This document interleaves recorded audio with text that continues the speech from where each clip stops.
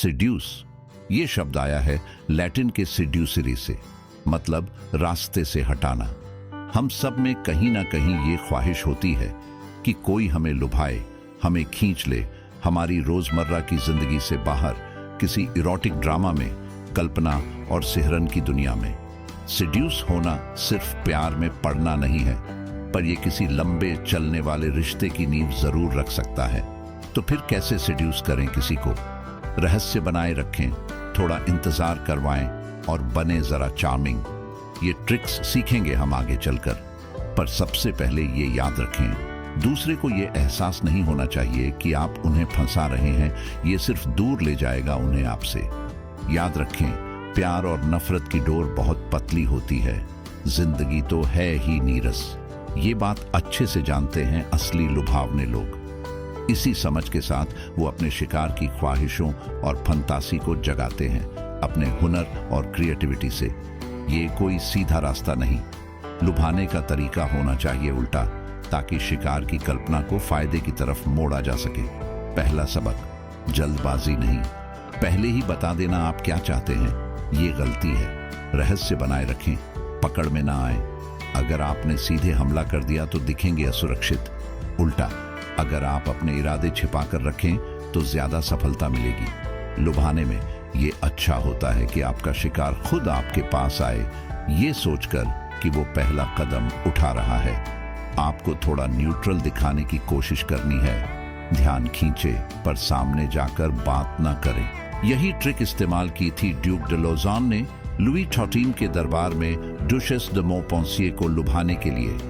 पहली मुलाकात में ही डचेस को ये बदनाम आशिक काफी पसंद आ गया, पर बाद में दरबार में मुलाकातों में ड्यूक बिल्कुल बेरुख दिखे। फिर भी थोड़ी बातचीत के बाद डचेस को उनकी संगत अच्छी लगने लगी। जल्दी ही वो उनके राजदार बन गए। ड्यूक ने सिर्फ एक दोस्त की तरह साथ दिया। आर्ट ऑफ सेडक्शन, डचेस की जिज्ञासा जागी। शायद दोस्ती प्यार में बदल सकती है। आखिर ड्यूक को फ्रांस की सबसे खूबसूरत और रईस महिला में दिलचस्पी क्यों नहीं होगी? लॉज़न का तरीका था धीरे धीरे चलना, जल्दी दिलचस्पी दिखाना वो नहीं चाहते थे। ये डुचेस ही थीं जिन्होंने पहले प्यार का इजहार किया, और सिर्फ प्यार ही नहीं, शादी भी। एक अच्छा लुभावने वाला होता है मकड़ी की तरह, जो मजबूत और चिपचिपा जाल बुनता है, जो दिखता तक नहीं।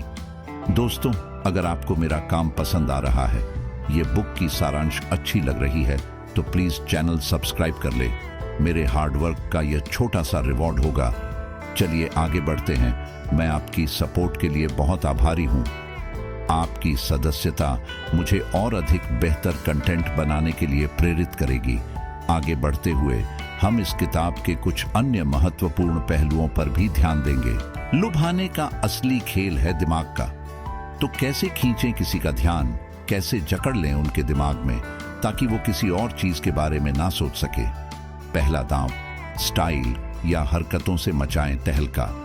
फिर देना शुरू करें उल्टे सिग्नल। हमें सबको वो लोग खींचते हैं जिन्हें समझना मुश्किल होता है, रहस्यमयी, गहरे लोग। आपको भी ऐसे ही बनना है। दिखाना है कि आप बहुत गहरे और सोचने वाले हैं। थोड़ा जटिल बने और विरोधाभास पैदा करें। मान लीजिए आप दिखते हैं मासूम, पर अचानक से फेंक देते हैं एक फ्लर्टी नजर, या फिर मजाकिया स्वभाव के साथ साथ थोड़ी शर्म भी दिखाएं। लिंग भूमिकाओं से भी खेल सकते हैं। मसलान, एक मार्ड, लड़का अपने कपड़ों या हाव भाव से थोड़ा स्त्रीलिंग दिख सकता है, पर साथ ही थोड़ा मर्दानगी भी दिखाए या मर्दों वाली बातें करे। थोड़ा अस्पष्ट रहना और कभी कभी पीछे हट जाना भी फायदेमंद होता है। ठीक यही ट्रिक इस्तेमाल की थी जोसेफिन de Beauharnais ने नेपोलियन बोनापार्ट को लुभाने के लिए। वो उनकी पत्नी भी बनी, जबकि नेपोलियन उस जमाने के महान फ्रेंच सैन्य सिपाही थे और उन्हें जितनी भी महिलाएं पसंद आती वो पा सकते थे। जोसेफिन ने नेपोलियन को अपनी शालीनता से रिझाया। उन्हें लगातार पार्टियों में बुलाती थीं, जहां उनके आसपास कई मर्द होते थे, पर वो सिर्फ नेपोलियन पर ही ध्यान देती थीं। और जब उन्होंने नेपोलियन की ख्वाहिश जगा दी तो फिर क्या किया? उसे नजरअंदाज करना शुरू कर दिया और इटली के अभियान में उनके साथ जाने से इनकार कर दिया। नेपोलियन गुस्से से तिलमिला उठे, पर फिर जोसेफीन ने उन्हें सबसे ज्यादा प्यार भरे खत लिखकर यह नाटक खत्म कर दिया। सीख, आसानी से ना मिलें, थोड़ा तंग करें, फ्लर्ट करें, पर हमेशा ये रहने के लिए तैयार रहे कि आप खुद के लिए काफी हैं। कब सबसे ज्यादा चाहिए प्यार और दुलार? ज्यादातर तब जब जिंदगी में कुछ कमी लगती है। सच, आप किसी ऐसे शख्स को नहीं लुभा सकते जो पूरी तरह से खुश है, तो ये जरूरी है कि आप दिखाएं कि आप उनके दर्द या खालीपन को भर सकते हैं। जिंदगी में कभी ना कभी हर किसी को आत्मसंदेह होता है। ये तो हम जानते हैं कि बाहर दुनिया को अपनी असुरक्षा छिपाकर रखनी है, पर ये ख्याल कहीं ना कहीं रहते ही हैं, हमें अंदर से खाते रहते हैं। जब प्यार होता है तो सबसे बड़ा कारण ये होता है कि हमें लगता है कि सामने वाला वो सारे कमी वाले हिस्से भर सकता है, चाहे वो भविष्य की चिंता हो, खूबसूरती या दिमाग को लेकर असुरक्षा हो, या बस एक लगातार ऊब का एहसास। ये सिर्फ प्यार में ही नहीं, बिजनेस या राजनीति में भी लागू होता है। इन क्षेत्रों के बड़े लुभावने लोग ये सोच पैदा कर देते हैं कि उनका प्रोडक्ट खरीदने या उनके लिए वोट करने से आपकी जिंदगी बेहतर हो जाएगी। अब आपको ये दिखाना है कि आप उनसे बेहतर हैं, ताकि वो साबित करने लगें कि वो भी किसी से कम नहीं। यही ट्रिक इस्तेमाल की थी क्लियोपेट्रा ने जूलियस सीजर को लुभाने के लिए। वो अपनी बातों में उनके पूर्वज अलेक्जेंडर द ग्रेट, उस जमाने के महान सैन्य सलाहकार के बारे में इशारे करती थीं। ये सीजर के जख्मों को कुरेदने जैसा था। क्लियोपेट्रा की ये छोटी छोटी बातें सीजर की सारी असुरक्षा और घबराहट को बाहर निकाल देती थीं। उन्हें खुद को साबित करना था, पर ध्यान दें, अपने शिकार के आत्मसम्मान के साथ खेलते वक्त ज्यादा सख्ती ना करें, नहीं तो वो खुद को आपके प्यार के काबिल ही ना समझेंगे। एक अच्छा तरीका है कि आप पहले उन्हें तवज्जो देकर उनके सुरक्षा कवच को कमजोर कर दें, फिर धीरे धीरे आप फिर से ऊपर आ सकते हैं। अब हम देखेंगे कि कैसे अपने शिकार की दुनिया में घुसा जा सकता है। शिकारी छोटे चिड़ियों को कैसे फंसाते हैं? शीशा दिखाकर।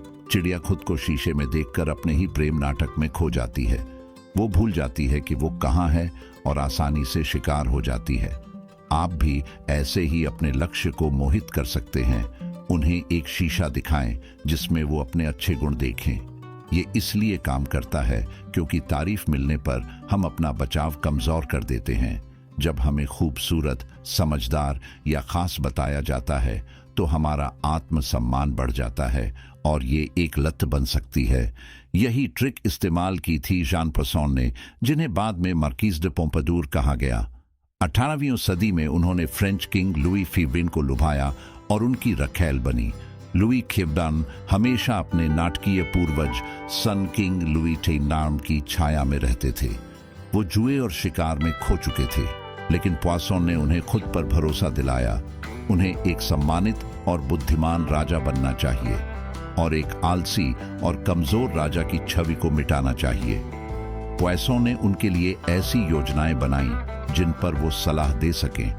उन्होंने एक थिएटर भी बनवाया जहां वो नाटक करवाती थीं और इस तरह उन्हें कला का शौकीन बनाया। उन्होंने उनके अंदर छुपे अच्छे गुणों को बाहर निकाला और कुछ ही समय में वो पॉसोन के दीवाने हो गए। ऐसा ही करने के लिए आप अपने लक्ष्य के स्वभाव, व्यक्तित्व और पसंद को अपना सकते हैं। हम उन लोगों की तरफ खींचे जाते हैं जिनका स्वभाव हमारे जैसा होता है। कहीं ना कहीं हम सब स्वार्थी होते हैं और हमें वो लोग दिलचस्प लगते हैं जिनकी सोच, पसंद और अनुभव हमारे जैसा ही होते हैं। अब जब आपने शिकार का ध्यान खींच लिया है तो लगाम अपने हाथ में लीजिए।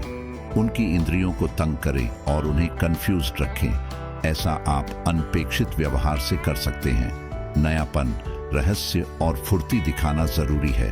अगर आप घिसे पिटे हो गए तो वो आप में दिलचस्पी खो देंगे। हमें सबको थोड़ा सस्पेंस पसंद होता है। किसी अच्छी फिल्म या किताब के बारे में सोचिए। हम बिना कुछ किए कहानी के उतार चढ़ाव का मजा लेते हैं। यही बदलाव ही लुभाने का असली रूप है। अपने शिकार को सस्पेंस में रखने के कई तरीके हैं, बस थोड़ी क्रिएटिविटी चाहिए। इसे एक मजेदार चुनौती समझें। आप उन्हें नई और रोमांचक जगहों पर ले जा सकते हैं। शायद अपना स्टाइल बदल लें, या अनोखे तोहफे दें। सबसे अच्छा सरप्राइज वो होता है जो आपके दिलचस्प व्यक्तित्व को दिखाए। लोग पहली मुलाकात में जल्दी राय बना लेते हैं और पहली छाप हमेशा सच्ची नहीं होती, तो इस राय को बदलना जरूरी है। थोड़ा बदलाव चीजों को फ्रेश रखता है। अगर आप पहली बार में शर्मीले और शांत हैं तो कोई बात नहीं, बाद में आप ज्यादा बोल्ड या एडवेंचरस बन सकते हैं। उनकी दिलचस्पी जगाने का दूसरा तरीका है थोड़ा दिखावा करना। अपने पहनावे में थोड़ा ग्लैमर छलकाएं। मोर बनकर नाचने में कोई बुराई नहीं। आप कपड़ों, गहनों, खुशबू या अपने घर की सजावट से उन्हें आकर्षित कर सकते हैं। कुछ ऐसा ही करती थी जान पॉइसॉन। वो लुई फिफ्टू को अपने कमरे में बुलाती थी, जहां रोशनी कम होती थी, और वो खुशबूदार इत्र लगाती थी।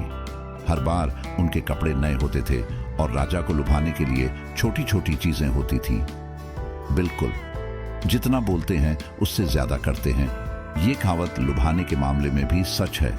सही वक्त पर यह दिखाना जरूरी है कि आप नेक इंसान हैं जो बिना स्वार्थ के दूसरों की मदद कर सकते हैं। इससे आपके शिकार को आप पर से हर शक खत्म हो जाएगा और वो आप पर यकीन करने लगेंगे। कुछ ऐसा ही हुआ था नेपोलियन की बहन पॉलाइन बोनापार्ट और जूल्स डे कनोविल के बीच। पॉलाइन अपने कई लव अफेयर्स के लिए जानी जाती थी। वो किसी के साथ कुछ हफ्तों से ज्यादा नहीं रहती थी, लेकिन डेंटिस्ट कनोविल ने निस्वार्थ भाव से उनकी वफादारी जीत ली। एक मुलाकात के बाद ही पॉलिन को दांत में भयंकर दर्द हुआ। कनोविल ने दांत निकालने की पेशकश की, पर पॉलिन दर्द सहने को तैयार नहीं थी। कनोविल ने उन्हें समझाने की कोशिश की कि ये आसान प्रक्रिया है, पर पॉलिन नहीं मानी। वो इसे देखना चाहती थी। बिना सोचे समझे कनोविल अपने डेंटिस्ट के पास गए और उनसे उनके एकदम स्वस्थ दांत को निकालने के लिए कहा। इस निस्वार्थ भाव ने पॉलिन का दिल जीत लिया। लेकिन बेशक अपनी अच्छाई साबित करने के लिए इतनी दूर जाने की जरूरत नहीं है। मौके का फायदा उठाएं और अगर कोई मौका ना मिले तो खुद कोई बना लें। कोई ना कोई वक्त ऐसा आएगा जब आपका शिकार किसी मुसीबत में होगा। शायद किसी समस्या को सुलझाने में मदद मांगेगा या कोई छोटा सा फेवर। ऐसे मौके ना गंवाएं और जब भी कोई मौका मिले तो उससे ज्यादा मदद करें। आपकी नेक नियति की सराहना होगी। ये जरूर देखें कि आपकी मेहनत बेकार ना जाए, पर अगर आपका ध्यान दिलाना पड़े तो ये काम बहुत चालाकी से करें। इसके लिए आपको अपने शिकार की जरूरतों को समझना होगा। अगर उन्हें एडवेंचर पसंद नहीं है तो उनके लिए कोई खतरनाक काम करके खुद को साबित करने का कोई फायदा नहीं है। बचपन की यादें, उफ, ये तो इमोशंस का ज्वालामुखी है, प्यार से लेकर अकेलेपन तक। और अगर इन यादों को छेड़ा जाए तो आपका शिकार आपके और भी करीब आ जाएगा। दरअसल आप अपने शिकार की यादों का इस्तेमाल करके उनके साथ इमोशनल कनेक्शन मजबूत कर सकते हैं। जानते हैं, फ्रायड के कई महिला मरीज उनसे प्यार कर बैठती थीं। ये इसलिए हुआ क्योंकि उनकी मौजूदगी में ये मरीज अपने बचपन की यादों को ताज़ा करती थी, जिससे एक गहरा इमोशनल कनेक्शन बन जाता था। जब फ्रायड अपने मरीजों की यादों, खासकर उनके पिता से जुड़ी यादों को खंगालते थे, तो वो दूर दूर रहते थे पर फिर भी मौजूद रहते थे। मरीज इस खामोश और परवाह करने वाले शख्स पर अपने सारे जोरदार इमोशंस उंडेल देते थे। उन्हें अपने पिता का रूप मान लेते थे। इस इफेक्ट को ट्रांसफरेंस कहते हैं। ये फ्राइडियन थेरेपी में बहुत काम आता है क्योंकि इससे वो दबी हुई भावनाओं को फिर से जगाते हैं। हम सब उस बेफिक्र और सुरक्षित बचपन के लिए तरसते हैं। अगर आप अपने शिकार में वो बचपन जगा सकें तो जल्द ही वो उन भावनाओं को आपसे जोड़ने लगेंगे। यानी वो आप पे तरह तरह की फंतासीज प्रोजेक्ट करने लगेंगे, प्यार और सेक्स जैसी। इसके लिए आपको पहले एक अच्छे श्रोता बनना होगा, बिल्कुल एक थेरेपिस्ट की तरह। अपने शिकार को बचपन के बारे में बात करने दें, उन्हें यादें ताज़ा करने के लिए उकसाएं और इस प्रक्रिया में उनकी कमजोरियों और इमोशनल ट्रिगर्स के बारे में जानकारी इकट्ठा करें। पर ध्यान दें, उनकी भावुकता से खुद को अलग रखें। इसके बजाय उनकी कही और अनकही बातों को सुनें और बार बार आने वाले विषयों को नोट करें। फिर एक बार ये पता चल जाए कि आपका शिकार बचपन में किस चीज से जुड़ा था या उन्हें अपने माता पिता में क्या कमी खलती है, तो उस जानकारी का इस्तेमाल करें। आप केयर टेकर की भूमिका निभा सकते हैं या ये पता लगा सकते हैं कि उनके सबसे बड़े जरूरत को कैसे पूरा किया जा सकता है। शायद उन्हें सुरक्षा चाहिए, अनुशासन चाहिए या दिशा चाहिए। ये सब सुनने के बारे में है। कभी किसी को पहली मुलाकात में ही नापसंद कर लिया, शायद इसलिए कि आपने उनमें कोई ऐसा गुण या स्वभाव देखा जो बिल्कुल अनाकर्षक था। लुभाने की कला सीख रहे हैं तो ये याद रखें, दूसरों को लुभाने के लिए जरूरी है कि आप खुद वो चीजें ना दिखाएं जो लुभाने में बाधा है। 3 बड़ी चीजें हैं। पहली, कंजूस होना बिल्कुल भी आकर्षक नहीं। जो लोग चीजें देने में कंजूसी करते हैं वो इमोशंस देने में भी कंजूसी करते हैं। पैसों को लेकर सख्त होना ये बताता है कि आप इमोशनल रूप से भी खुलकर नहीं दे पाएंगे। इससे भी बुरा, अगर आपको अपनी कंजूसी का पता नहीं है तो आप खुद को उदार समझेंगे, जबकि असल में आप कुछ पैसे ही खर्च कर रहे हैं। इससे आप सिर्फ घमंडी लगेंगे। दूसरी, बिना हास्य का जीवन बिल्कुल नहीं। हास्य ना समझना गहरी समस्या का संकेत है। अगर आप मानसिक या शारीरिक रूप से अकड़े हैं तो ये बताता है कि आप नए माहौल में ढल नहीं पाएंगे। आप कुछ एक सच पर अड़े रहेंगे और उम्मीद करेंगे कि लोग भी उनको माने। साथ ही अगर आप में हास्य का भाव नहीं है तो आप जिंदगी के मजे नहीं ले पाएंगे। शायद आप ज्यादा संवेदनशील होंगे और अपने ऊपर होने वाले मजाक भी सहन नहीं कर पाएंगे। ये बिल्कुल अनाकर्षक है और आपकी असुरक्षा को दिखाता है। इससे कोई लुभाएगा नहीं। तीसरी, बेध्यानी बनने से फायदा नहीं। अगर आप हालात को नहीं समझ पाते या छोटी छोटी बातों को नहीं पकड़ पाते तो आप रिश्तों में आगे चलकर सिर्फ गुस्सा पैदा करेंगे।